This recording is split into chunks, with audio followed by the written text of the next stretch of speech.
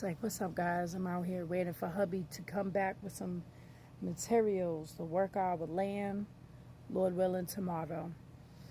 Good Lord has been talking to me in the last few weeks. Work your land, work your land. And it's like, okay, and one of the pastor, Dwight Bruckner Jr., I love that brother. He be teaching me some things. And now it's an understanding why the good Lord wants us to work the land, why build the garden, why fix up your home, why do the home projects, why actually clean up, mow the grass, cut the weeds, all this stuff. He was like, because you're bringing value to your community, to your neighborhood. And I remember Pastor Dwight said, he was like, when he first moved into his neighborhood, people all looked at him. They were automatically assuming, like, is him and his family going to be rowdy? That's exactly what me and my husband went through when we first. I'm the only Hispanic in this whole community. And it's like, everybody thinks my husband's Hispanic too. So it's like, we first came here, and the same thing like Pastor Dwight said, everyone assumed we were going to be rowdy. And he was like, even though we come from scum, that doesn't mean we're going to wind up being rowdy and all that. It's like, nope, we people of class, because that's what the good Lord teaches us when you decide to change your ways and follow Jesus. True. But he was pretty much like, in silence, he worked his land. He fixed up a house that the good Lord blessed him and his family with, and he brought value. And that's exactly what we're doing, little by little. The Father was like, in order to actually bring value to your whole neighborhood, prove people wrong, and be good stewards, work your land. Even if you have an apartment.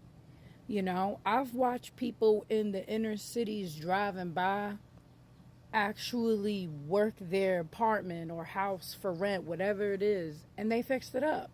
They literally fixed it up to the point where it's like, it looks beautiful. And you start looking at it differently.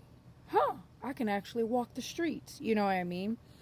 That's what the Father is trying to change in our homes, in our land, whatever it is. You want to be a proper steward, be content with what you have, and work your land. I remember when people were coming up, they were welcoming us to the community, but they were also talking about the previous people. I'm like, man, we over here enjoy praising God out in our yard, and it's like these people we knew. Privately, though, we didn't get offended or whatever because we were too much in joy. But I did a family meeting, and I was like, guys, with discernment, we're going to have to work with our hands, be at peace with everybody.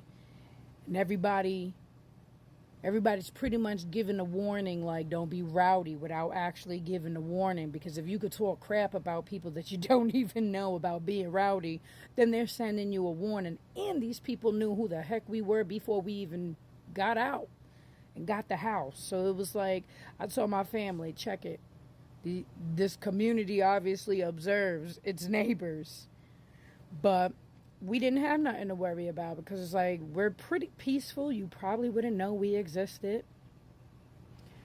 But in the Bible, it talks about mind your business, live at peace with one another, and work with your hands. So the confirmation for many, work your land. Bring value to your community.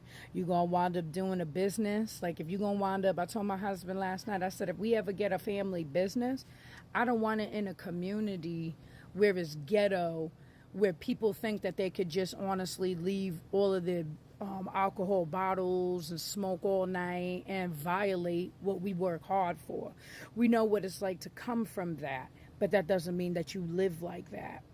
I've watched a lot of homes or businesses in a lot of places go out of business because people stop going there, because unfortunately our homeless peoples are just laying everywhere, unfortunately. But the good Lord is establishing new laws, stricter laws, and He's letting us know, like, you draw a line in the sand, and you create a high standard where it's like it's a healthy boundary, you know. But the best thing that I could tell you is don't get offended when people automatically assume that you're gonna be rowdy. You bring value in your community, in your neighborhood. You be different because the good Lord will reward you for that. I remember when Pastor Dwight said that they put so much time and money in their home, making it extremely nice because it was bad, and the whole block got, it was like their home property went skyrocketed up, and the whole community all of a sudden went up in price. That's a good thing. So little by little, be encouraged. Just mind your business and work your land and do what you got to do, and be content.